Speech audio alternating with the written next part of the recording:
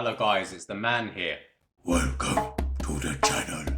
So guys, I haven't been posting too much about Sony Xperia phones recently. I really apologise for that.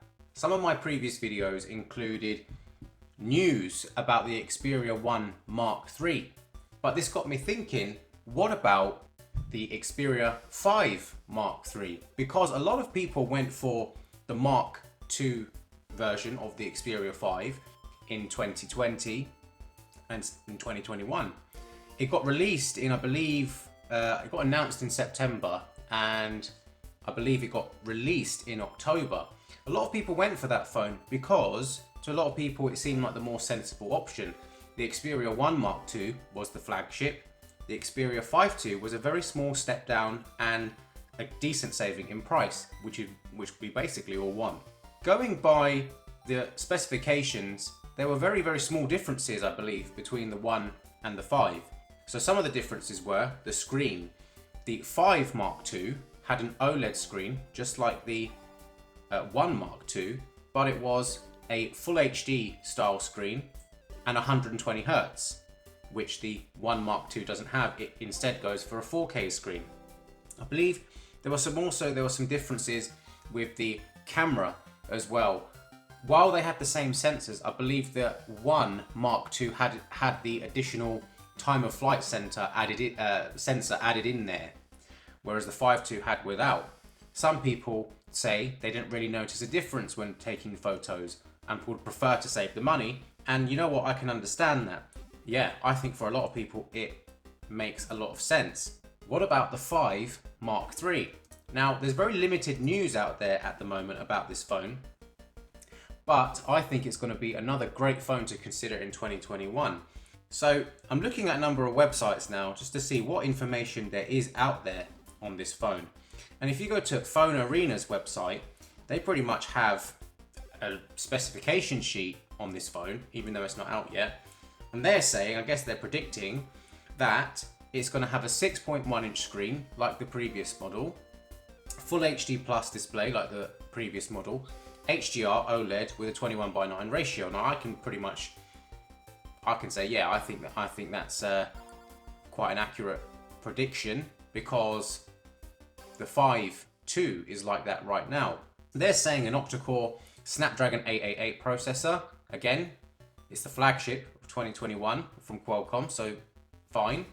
8GB of RAM, 128GB storage, 5G support, side-mounted fingerprint scanner.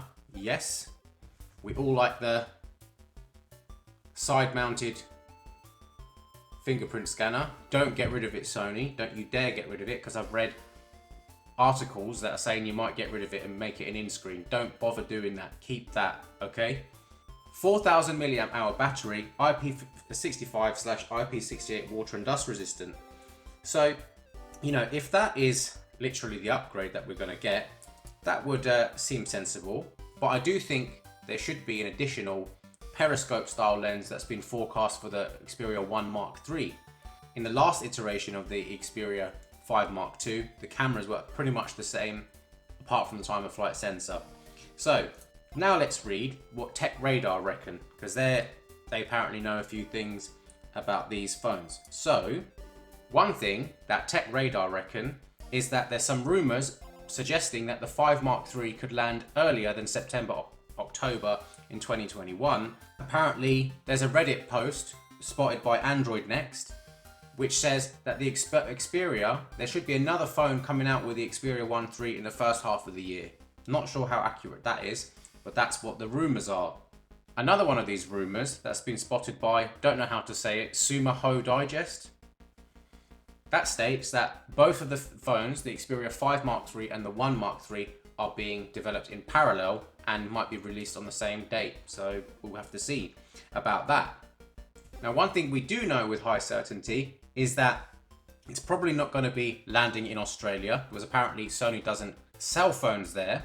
But we should see the Xperia 5 Mark III land in the US, in the UK, and some other countries where they already are.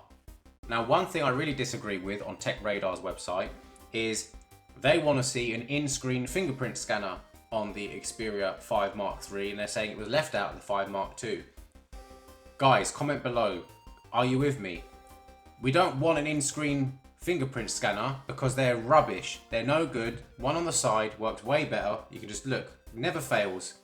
Don't get rid of it. Please don't do it, Sony. I've said it before. I'll say it again. Another thing is that the 5.2 didn't have wireless charging. Not everyone cares about wireless charging. I personally do. Now, I don't live the high life, guys, but I have a hot tub in the garden. And the reason I like wireless charging is sometimes if you bring the phone, let's say you go swimming, or in my case, if you go a hot tub or whatever, if the phone gets a little bit of water inside the port, you can't charge it for like a day. So wireless charging helps you around that situation. I know that's a bit of a first world problem, but hey, deal with it. So yeah, guys, what do you think about the Xperia 5 Mark III? Is it something you're going to consider, or are you going to get the upgrade to this phone, the 1 Mark III instead? I believe the difference is going to be probably about 30-40% in price to get the 1 Mark III. What are you going to buy? Let me know in the comments below. And as always, smash like, smash subscribe, and I'll see you next time. Join my tribe, or I smash you.